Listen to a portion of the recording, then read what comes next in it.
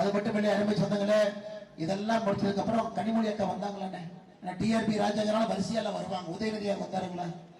உதயநிதி வந்தார். உதயநிதி சொன்னாருங்களா, நான் தோத்தாலும் பரவாயில்ல டிஆர்பி ராஜா ஜெயிக்கணும்னு சொன்னாரா? அதே டைலாக்கா? டைலாக் அப்படியே சொன்னாருங்களா?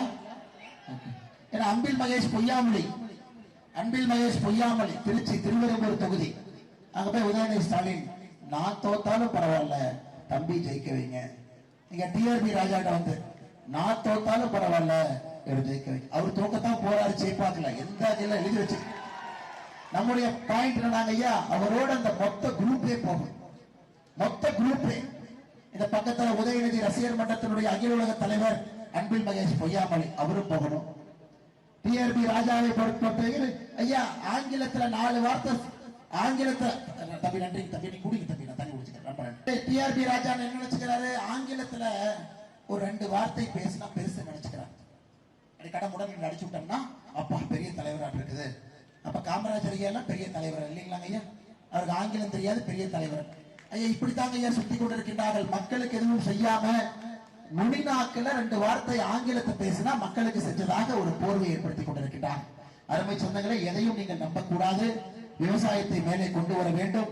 அதற்கு மன்னார்குடியில விவசாயம் சார்ந்த தொழிற்சாலைகளை மத்திய அரசு அண்ணன் எடப்பாடி பழனிசாமி அவர்களோடு இணைந்து மே 4க்கு பிறகு நம்முடைய முதலமைச்சராக அண்ணன் எடப்பாடி பழனிசாமி அவர்கள் பொறுப்பேற்கின்றார்கள்.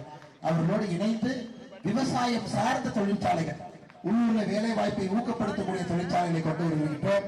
அதே நேரத்தில் அண்ணன் எடப்பாடி பழனிசாமி அவங்க இன்னொன்னு சொல்லியிருக்கிறாங்க, ஆட்சிக்கு வந்தவுடன் கூட்டுறவு வங்கி இருக்கக்கூடிய விவசாய கடன் 22,156 கோடி, 22,156 கோடியும் தள்ளுபடி செய்ய போறோம் ஐயா. விவசாயத்துல லாபமே கிடையாது. விவசாயத்தை வைத்து ஒரு பெண் குழந்தைக்கு திருமணம் கூட செய்ய முடியாது. உங்களுக்கு தெரியும், எனக்கு தெரியும். ஒரு குழந்தையை நல்லா படிக்க வைக்க கூட முடியாது. ஆனாலும் ஏன் விவசாயம் செய்யறோம்? அந்த மண்ணை விட்டு நம்மளால போக முடியலைங்க ஐயா. மண்ணில் இருக்க வேண்டிய கட்டாயம் நமக்கு இருக்கு.